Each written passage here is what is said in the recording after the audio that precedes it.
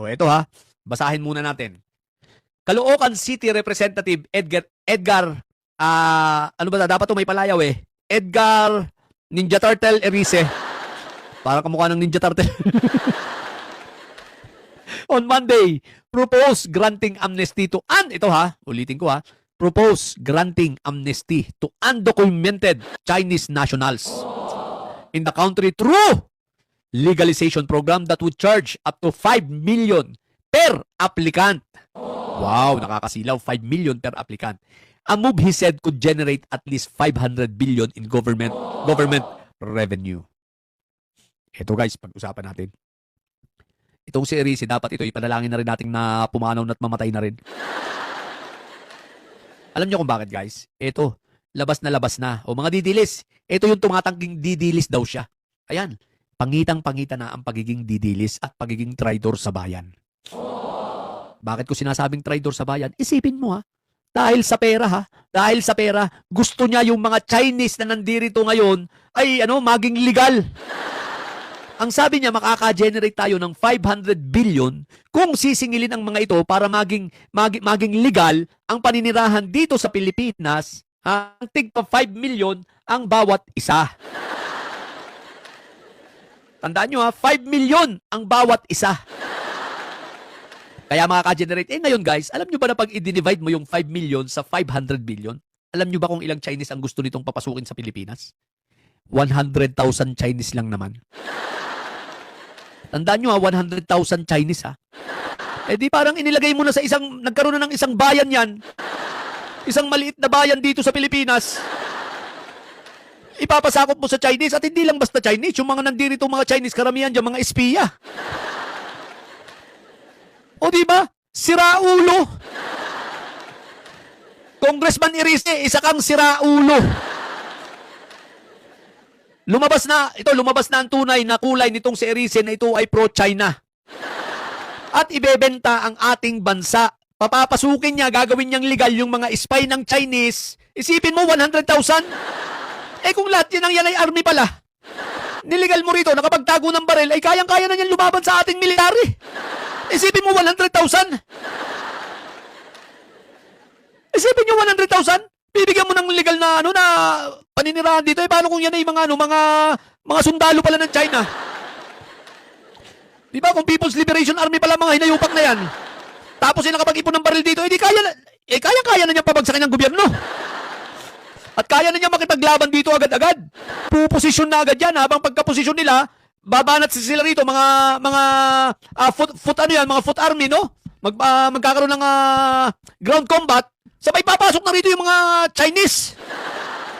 Mga kanilang mga backup, di ba? Mga ESO. Siraulo tong tinising ito, hinayupak na to. Hindi mo na lang sabihin na gusto mo talagang ibenta ang Pilipinas sa China. Kaya ka bumabanat ng ganyan, pa-style ka pa, pailalim ang banat mo. Pero lumabas ang pagiging didilis mong hinayupak ka. O di ba? What the heck? So, siraulo talaga ito si Erice. Kaya ito sa mga taga-Caloocan dyan, huwag nyo na uli ito papapanalunin, pakiusap lang. Dahil ito ay lehitimong pro-China. Kung nagkukunwari at ang diskarte niya kunwari tayo, 5 million. Makakapondo tayo ng 500 billion. Ano naman ang kapalit? Alalahanin nyo, one time lang yan. Ano naman ang kapalit? Di ang kapalit, ang taas ng risk na malamang-lamang, makuha tayo ng China. Isipin mo, 100,000 tao. Kung mga sundalo pala ng China yun, 100,000 sundalong China. Pinapasok mo sa Pilipinas na hinayupa ka. Kaya pala, di ba? Kitang-kita. Kaya kunwari, kapartner nito si Trojan Horse. Si Toby, mga nagpapang na makabayan, pero ang kagustuhan, ibenta ang Pilipinas, mga hinayupa kayo. Hindi pa kayo pumanaw, idadamay nyo pa ang Pilipinas. Makakalikom daw ng 500 billion. Pero gawing legal yung mga Chinese. Wala namang problema yung mga natin dito, yung mga Filipino-Chinese natin na talagang mga naninira na rito, ibang usapin yun. Pero itong gusto nitong si Erice, mismong maliwanag naman granting amnesty to undocumented Chinese nationals. Eh sino ba yung mga undocumented dito? Eh di ba yung mga yung mga galing sa Pogo, yung mga pinapasok ni Fentaboy, di ba? Noong 2000 nung siya ang presidente. Yun naman ang mga undocumented eh. Mga pinapasok ni Fentaboy at mga nagtatrabaho sa Pogo. Eh di ba nga, kaya nakulong si Caramel dahil nabisto niya na meron ng mga Chinese military sa Bataan. Oh, ano ngayon masasabi mo diyan na yung iba diyan sigurado ka ba na hindi mga People's Liberation Army yan? Kung anong pangit itong si Erisi, pangit ang ugali, no? Dapat rito pinapalayas, ginagawa itong dinedeklara itong persona ng grata ng buong Pilipinas eh. Para lumayas. Kung ito i-declare na persona ng grata ng buong Pilipinas, o di ba? At least mawawala to yung nayupak na to.